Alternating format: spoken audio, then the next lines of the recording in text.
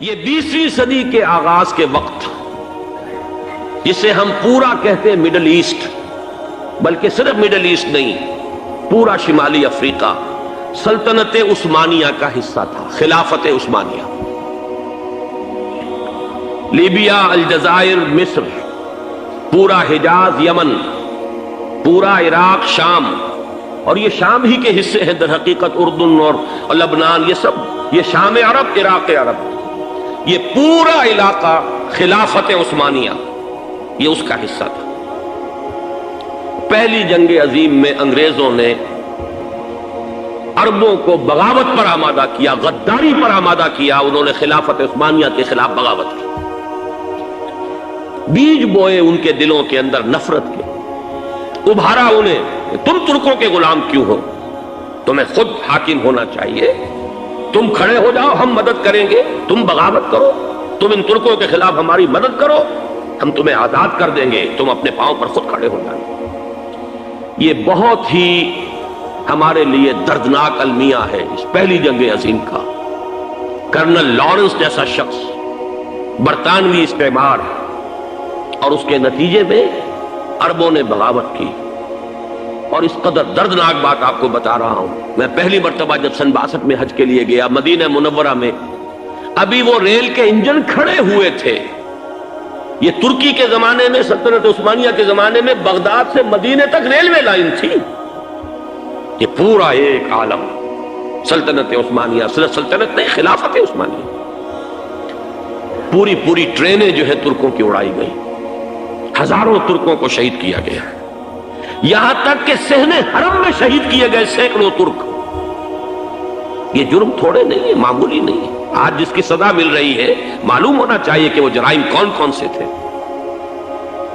اب بھی جو لوگ گئے ہیں انہوں نے دیکھا ہوگا، ترکی کا قلعہ موجود ہے اوپر پہاڑی کے اوپر، حرم کا جو سب سے بڑا دروازہ ہے باب ملک عبد العزیز، اس کے سامنے ایک لائبریری ہوتی تھی، اب تو غالباً وہ بھی گرا دی گئی ہے، اس کے پیچھے پہاڑی پر ترکوں کا قلعہ ہے پرانا، اس پر توپیں موجود تھیں۔ جب بغاوت ہوئی ہے، جو حرم میں آئے ہوئے تھے ترک فوجی، ظاہر بات ہے نہتے، وہ تو نماز پڑھنے آئے ہوئے تھے، ان کو وہاں ذبح کیا گیا ہے، اور ترکوں نے اپنی توپیں استعمال نہیں کی کہ کہیں بیت اللہ کو کوئی عدن نہ پہنچ جائے۔ بہرحال یہ غداری ہوئی ہے پہلی جنگ عظیم کے دوران، اور نہ صرف ترکوں پہ عربوں نے کی ہے۔ جیسا کہ میں نے کہا تھا، دو ہیں سب سے بڑے مجرم روئے ارضی کے اوپر امت مسلمہ کے طبقات۔ ہمارا پنجابی سپاہی بھی جا کر انگریزوں کی مدد کر کے ایلن بی کو قبضہ جو لے کر دیا بغداد کا، اس میں ہمارے مسلمان پنجابی سپاہی بھی شامل تھے۔ یہ خون چکاں باب ہے ہماری تاریخ کا اس صدی کا۔ لیکن اس کے بعد سلطنت عثمانیہ کے ٹکڑے ہو گئے، چیچڑے ہو گئے۔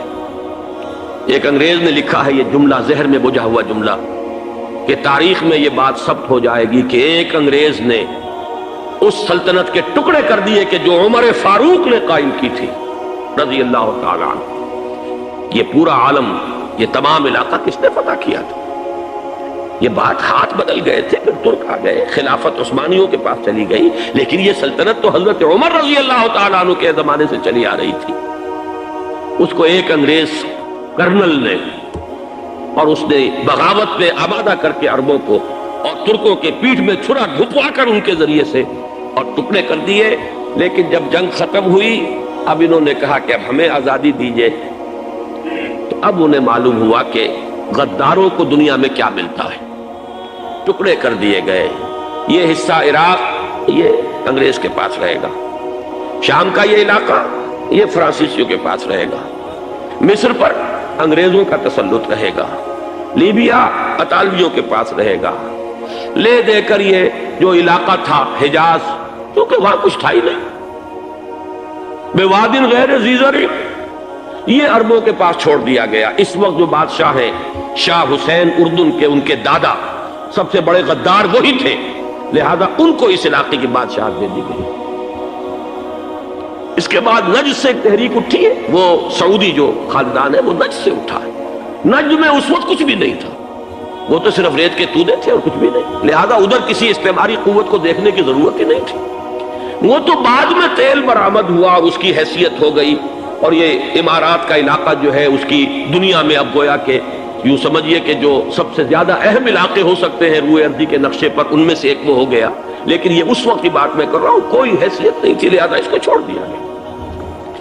یہ ہے تاریخی پس منظر، یہ لکیریں جو کھینچی گئی ہیں، یہ ایک ملت اسلامیہ کو جو قومیتوں میں تقسیم کیا گیا، پھر نعرے لگوائے گئے المصر للمصریین الشام للشامیین. اب شامی ایک علیحدہ قوم ہو چکے ہیں، مصری ایک علیحدہ قوم ہو چکے ہیں، عراقی ایک علیحدہ قوم ہو چکے ہیں. یہ ساری تقسیمیں استعمار کی پیدا کرنا ہے، اس کا کوئی تعلق اسلام کے ساتھ نہیں. اب ضرورت تو اس بات کی تھی کہ استعمار کے پنجے جب یہاں سے کچھ ہٹے، دوسری جنگ عظیم کے بعد ایک دور آیا، امریکہ ابھرا ہے دنیا کی عالمی سطح پر سیاست میں. اس کے ہاں کچھ آزادی کے تصورات تھے، اس نے بھی سپورٹ کیا. برطانیہ کمزور ہو چکا تھا، وہ اتنے بڑے علاقے کو اب ہولڈ نہیں کر سکتا تھا. ہندوستان بھی آزاد ہوا، پھر یہ کہ اور دوسرے علاقوں سے بھی اس کو پسپائی اختیار کرنی پڑی. استعمار کے پنجے جس طرح بھی ہوئے، ان کے سینوں سے، عربوں کے سینوں سے جو ہے گویا کہ وہ ہٹے. لیکن امریکہ نے ایک اپنی بہت بڑی حکمت عملی جو اختیار کی، عالم عرب کے سینے میں اسرائیل کا خنجر پیوست کر دیا تاکہ یہ کبھی آزاد نہ ہو جائیں، ہمارے انگوٹھے تلے رہے، ہماری پالیسی گورن کرے. یہ استعمار کا دوسری جنگ عظیم کے بعد جہاں برطانوی استعمار، فرانسیسی استعمار رفتہ رفتہ یہ ہٹنے شروع ہوئے. صدر ناصر نے انگریزوں کو اٹھا کر پھینکا میڈیٹرینین میں اور دوسرے جگہوں سے. الجزائر نے آزادی حاصل کی فرانس سے، اطالویوں سے جو ہے لیبیا والوں نے آزادی حاصل کی. یہ ہو گیا، لیکن ایک خنجر پیوست کر دیا گیا اسرائیل کا سینہ عرب. اس صورتحال میں ظاہر بات ہے کہ ایک تو بڑی آئیڈیل پوزیشن تھی کہ پورا عالم اسلام متحد ہو، لیکن وہ تو بہت دور کا خواب معلوم ہوتا ہے. علامہ اقبال سے بڑا کوئی نقیب نہیں ہے ملت اسلامی کی وحدت کا. ایک ہو مسلم حرم کی پاسبانی کے لیے، نیل کے ساحل سے لے کر تا بخا کے کاشغر. لیکن انہیں بھی اپنے لیکچرز میں کہنا پڑا کہ اس وقت جو صورتحال ہے، پورے عالم اسلام کی ایک وحدت بن جانا تو تقریباً ناممکن نظر آ رہا ہے. اگر کسی طرح ایک common wealth of Muslim nations وجود میں آ جائے تو بھی بڑی کامیابی ہوگی. لیکن اس سے بھی پہلے یہ تو زیادہ آسان تھا کہ عالم عرب ایک وحدت کی شکل اختیار کر لے. یہ تو ایک قوم ہے، اکثر و بیشتر ایک نسل یا زیادہ دو نسلیں کہہ دیجیے. شمالی افریقہ میں بربر نسل بھی ہے، باقی تو سب عرب ہے. یہ پورا عالم ایک نسل، ایک زبان، پورے اتنے رقبے کے اوپر بولے جانے والی ایک زبان، یہ تو ایک ہو جائے. افسوس یہ ہے کہ اس کا ایک ہو جانا، ایک شخصیت ابھری تھی جو مذہبی مزاج کی شخصیت تھی، جو دینی مزاج کی حامل شخصیت تھی. اگر اس کی قیادت میں عالم عرب متحد ہو جاتا تو واقعتاً ایک بہت بڑا جو ہے مرحلہ وہ طے ہو جاتا پوری عالمی ملت اسلامیہ کی ایک وحدت اختیار کرنے کا. وہ شخصیت تھی شاہ فیصل شہید کی. اور اس لفظ کے ساتھ ہی آپ کے ذہن میں آ گیا ہوگا کیوں انہیں شہید کر دیا گیا، کس نے کیا کرایا، کہاں سے تعلیم حاصل کر کے آیا تھا وہ جس نے شہید کیا شاہ فیصل شہید کو. اس کی گردن پر کون سوار تھی، وہ یہودی لڑکی کے جس کے فوٹو بھی شائع ہوئے، ایک گردن پر اٹھائے کھڑا ہوا شہزادہ اپنی ایک یہودی دوست کو، لڑکی کو. اور وہی ہے کہ جس نے جا کر پستول سے شہید کیا ہے.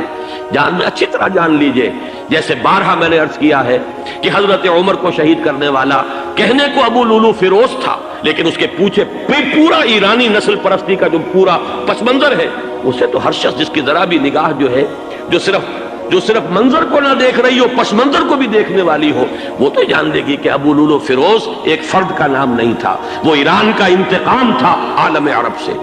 بالکل اسی طریقے سے یہ امریکی استعمار کا ہتھ کنڈا تھا، اسے محسوس ہوا. شاہ فیصل مذہبی مزاج کا شخص یہ ابھر رہا ہے، اور یہ شاہ فیصل کی حکمت عملی کا ذرا آپ اندازہ کیجئے.